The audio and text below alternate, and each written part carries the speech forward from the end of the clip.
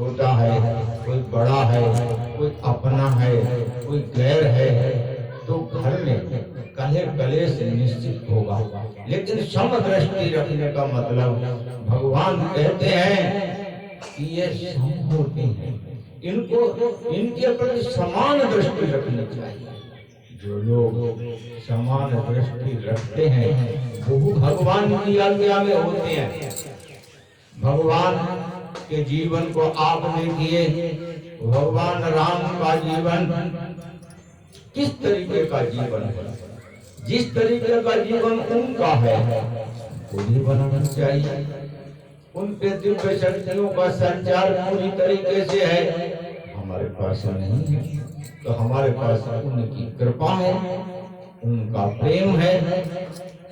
अब जब हमारे पास उनका प्रेम है तो हमारे पास किस चीज की कमी रहेगी? जब जब कृपा उनकी हमारे पास पूरी है तो हमारे पास भी कोई कमी नहीं रहेगी, बस चलना बाकी होता है। जीवन को देखिए कि हर जगह पे हर किसी का सम्मान करते हैं, चाहे कोई भी हो, लेकिन धर्म पे चलने वाले का ही साथ दिया जाता है। वेद का वचन है, सत्यम वद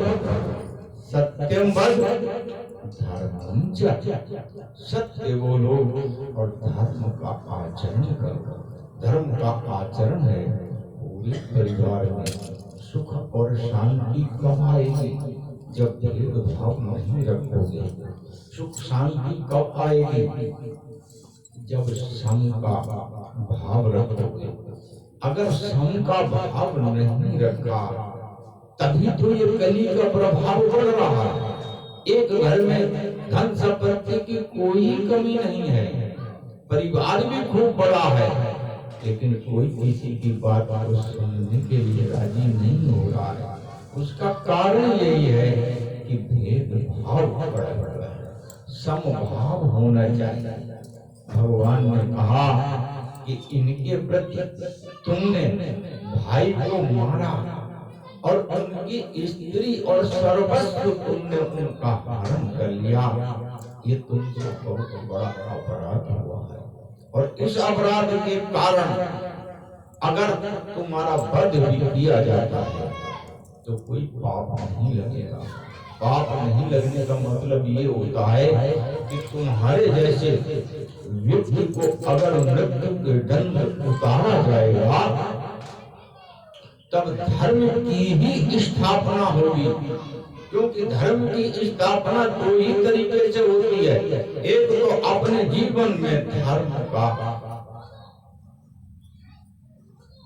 निर्वाह करना चाहिए, और दूसरे जो लोग धर्म का निर्वाह नहीं करते हैं और अधर्म को ही फैलाते हैं, और बड़े लोग होते हैं जैसे राजा है, महाराजा है, इनकी एक बात पूरी हजार या करोड़ों आदमियों में फैलती है बात, तो उनके द्वारा अगर अधर्म हो रहा है तो ऐसे व्यक्ति की मृत्यु से धर्म का ही पालन होता है।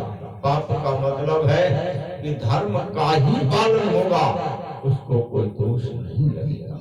उसी प्रकार से जब हम अपने परिवार में इस तरीके का व्यवहार रखेंगे जब तो परिवार में सामंजस्यता आएगी, और जब तो परिवार भी प्रफुल्लित होगा। धन संपत्ति होना अत्यंत आवश्यक है, लेकिन ये सुंदर भाव भी होना इस सुख के लिए अत्यंत आवश्यक है। भगवान ने यही कहा, स्पष्ट रूप से कहा कि तुमको मार देने में कोई भी पाप नहीं लगेगा। ये भगवान का वचन है, ये वेद का वचन है, ये धर्म शास्त्र जितने हमारे हैं, शास्त्र है, पुराण है, वेद है, सबका तत्वदर्शी महापुरुषों सबका कहना ये है कि धर्म का पालन हृदय से करो।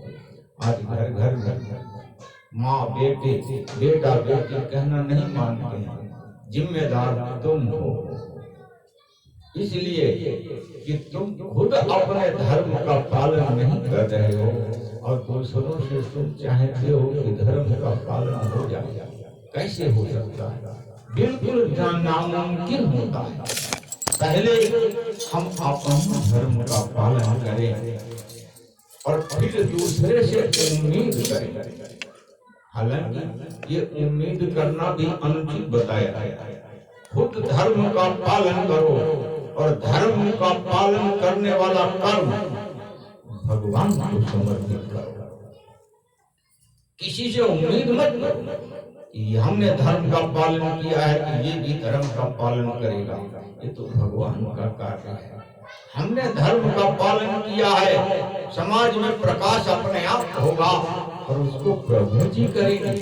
वो कार्य प्रभु जी का है।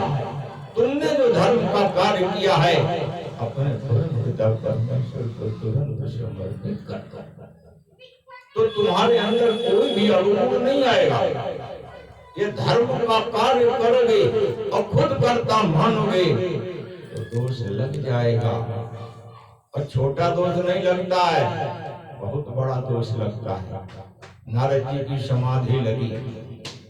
एक बार की बात, नारद जी ने अपने जीवन में सद्गुरु के चरणों की सेवा नहीं की।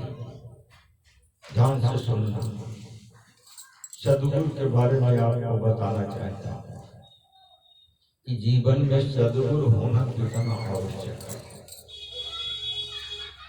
नारद जी दासी पुत्र हुए।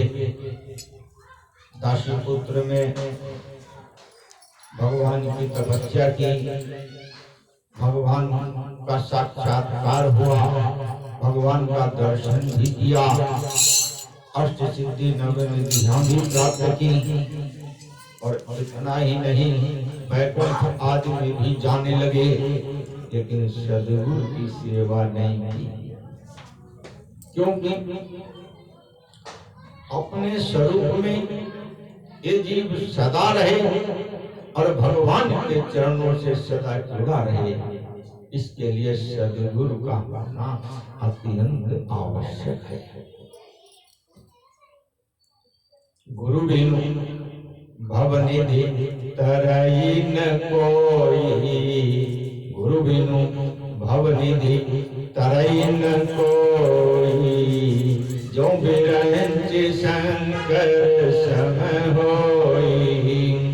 गुरु बिनु भवनिधि तरई न कोई, जो बिरंच शंकर सम होई। सद्गुरु के बगैर,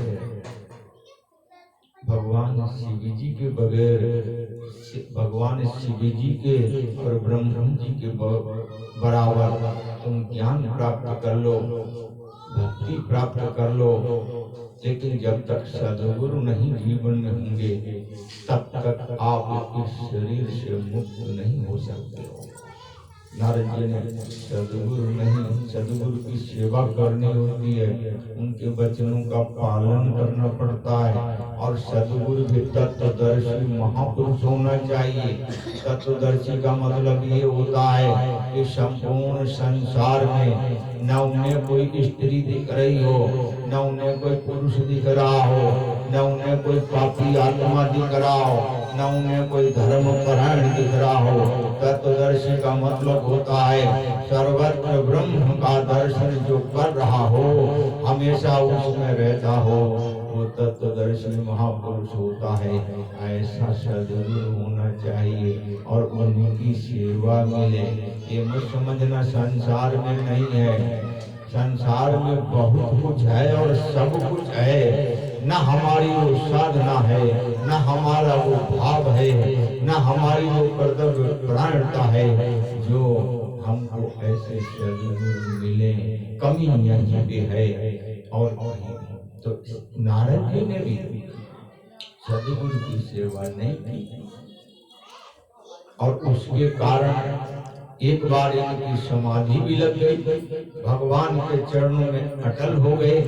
और इतना ही नहीं, इतनी अखंड समाधि लगी, इतनी अखंड समाधि लगी कि इंद्र सोचने लगा इंद्र महाराज सोचने लगे कि ये कहीं हमारा दर्शन तो नहीं चाहते, क्योंकि समाधि से उठेंगे भगवान का दर्शन होगा, भगवान से अगर कहीं इंद्रासन मांग लिया तो